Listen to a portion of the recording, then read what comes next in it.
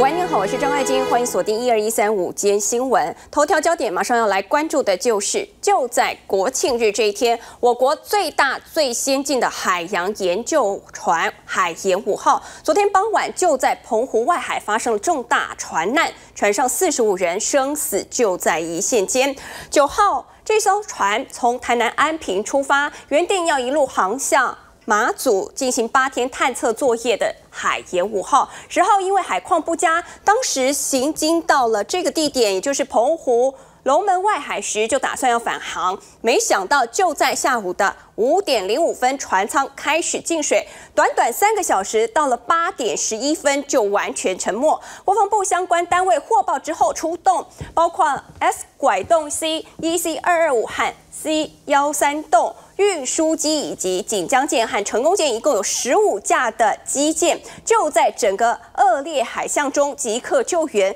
但很可惜，最后还是有2名研究员不幸死亡。海研5号的成员从冰冷的海水当中被救起，风浪大，海象很差，他们惊魂未定。捞起来，捞起来！